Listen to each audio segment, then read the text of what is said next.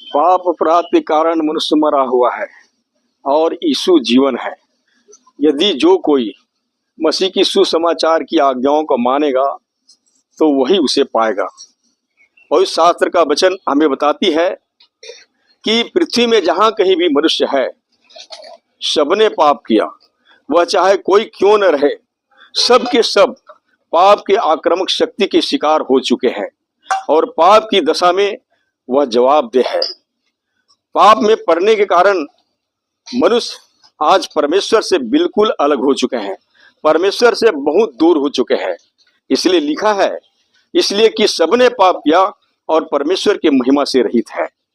इसलिए आज विशेषकर मनुष्यों को पापों की क्षमा, छुटकारा, उद्धार और अनंत जीवन की आवश्यकता है।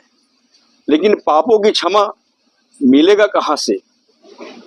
और पवित्र शास्त्र हमें बताती है, और यदि कोई पाप करे तो परमेश्वर पिता के पास हमारा एक सहायक है, अर्थात धर्मी यीशु मसीह। वही हमारे सब पापों का प्रायश्चित है और हमारे ही नहीं वरन सारे जगत के पापों का भी। और जैसे प्रभु यीशु ने कहा, द्वार मैं हूं, जो मेरे द्वारा भीतर प्रवेश करेगा वह उद्धार पाएगा। और उसने यह भी कहा कि मार्ग, सत्य और जीवन मैं हूं, बिना मेरे द्वारा कोई पिता के पास नहीं पहुंच सकता।